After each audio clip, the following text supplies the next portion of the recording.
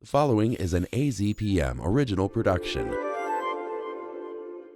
Arizona Science is supported by Research Corporation for Science Advancement. For AZPM, I'm Leslie Tolbert, Professor Emeritus in Neuroscience at the University of Arizona, and this is Arizona Science. Today we'll speak with Genesis Arizmendi, Assistant Professor in Speech, Language, and Hearing Sciences and in Cognitive Science. She'll be one of the speakers in the university's 2025 College of Science lecture series on communication this year.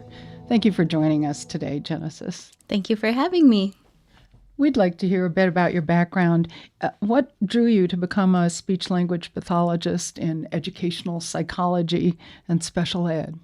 There are a variety of experiences that ultimately led me to find the field of speech, language, and hearing sciences, and I'm so grateful to have found it.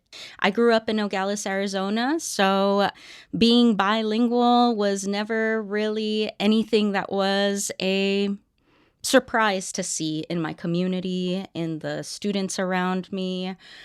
My bilingualism is something I took for granted growing up. It wasn't until I started my time at the University of Arizona as an undergraduate where I recognized the value of being bilingual and what a real gift it is to be able to communicate in two different languages. And it really made me explore this field about what it is to be bilingual and how it is we manage two linguistic systems and how it is that we are able to do this from one language to the other without really having to think much about it.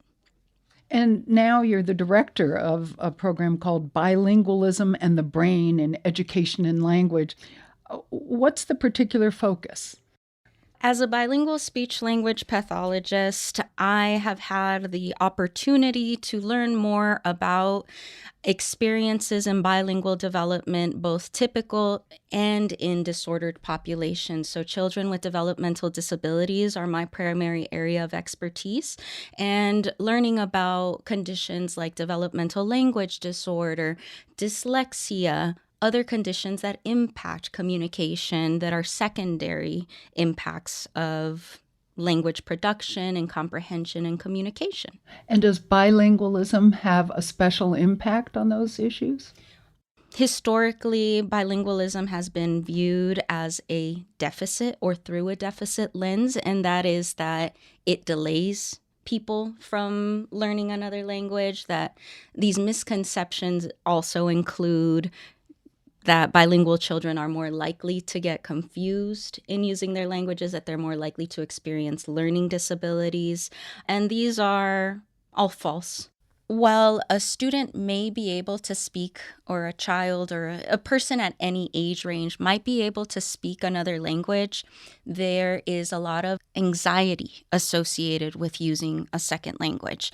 That might be because of fears of criticism. It might be fears that I didn't say the word correctly, or I used it in the incorrect context, or I'm going to be judged, or I'm going to have some disfluencies.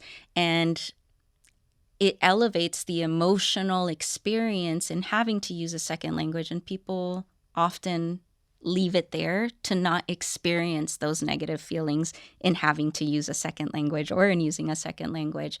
But it's only through our use and experience in practice and using it that we're ever able to improve those linguistic skills in the first place. So I would really recommend people find communities where it's a safe space. Let's not judge each other by how a word is said. The important thing is the connection and the community that we're building with others. And sure, there might be some words lost here and there, but ultimately, if we create a safe environment, it's going to flourish in more people wanting to become bilingual or engage in the practice of using a second language in the first place. Well, this is really fascinating. Thank you so much. Genesis Arizmendi is leading a broadly interdisciplinary research program that explores the impact of bilingual education on general educational development. You can listen to this and all Arizona Science conversations at azpm.org/Arizona Science. I'm Leslie Tolbert.